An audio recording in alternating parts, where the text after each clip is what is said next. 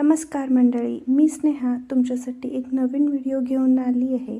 वर्षभर टिकणारे, दुप्पट फुलणारे आणि अगदी पांढरे शुभ्र बटाट्याचे चिप्स कसे बनवायचे हे आज आपण पाहणार आहोत।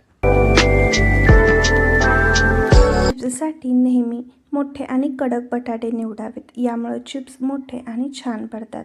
मी बटाटे घेऊन आले, त्यांना थोडी माती होती म्हणून तासभर अगोदर त्यांना भिजत ठेवलं आणि मग स्वच्छ असे त्यात धुवून घेतले।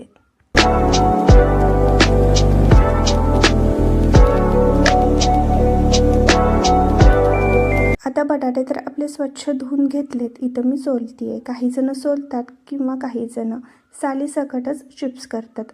जर तुम्ही सोलून चिप्स करणार असाल तर बटाटे सोलल्यानंतर लगेच पाण्यात टाकायचे, जेणेकरून ते काळे पडणार नाहीत। तुम्ही प्लेन किंवा नक्षीचे चिप्स पाडू शकता। चिप्स जास्त जाड किंवा जास्त पातळ नसावेत। महत्त्वाचं म्हणजे पाडलेल्या चिप्स 3-4 वेळा स्वच्छ पाण्यातून धुवून घ्यावेत, जेणेकरून पाण्यातील स्टार्च पूर्णपणे निघून जाईल।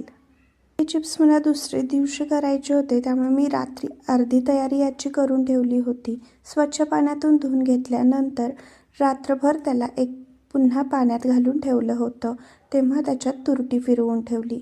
तुरटीमुळे चिप्स पांढरे शुभ्र होतात। आता दुसऱ्या दिवशी सकाळी इथे अर्धा पातेलं पाणी मी गरम करायला ठेवलंय। पाणी छान असं उकळलं की त्यात चवीनुसार मीठ घालायचं। जर तुम्ही उपवासासाठी बनवत असाल तर साध्या मिठाऐवजी सैंधव मीठ तुम्ही घातलं तरी चालेल। आता पाणी तर उकळलंय, यात चिप्स टाकून फक्त 3 ते 4 मिनिटे अर्धवट शिजवून घ्यायचे आहेत। चिप्स पाण्यात टाकल्यानंतर त्याला मध्ये मध्ये फिरवून घ्यायचे आहेत, म्हणजे खालून वर आणि वरून खाली, नाहीतर खालचे चिप्स जास्त शिजले जातात आणि वरचे हे तसेच राहून जातात। 3 ते 4 मिनिटं झाली की चिप्स पाण्यातून काढून घ्यायचे।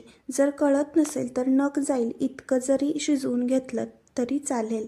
चिप्स पाण्यातून काढल्यानंतर जास्त वेळ थंड व्हायची वाट न बघता ते लगेच उन्हाला पसरून घ्यावेत। कडक उन्हात 1 ते 2 दिवस चांगले वाळवून घ्यायचे। नीट वाळले तरच ते वर्षभर छान असे टिकतात।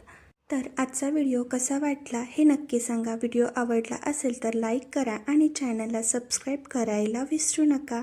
थँक्यू।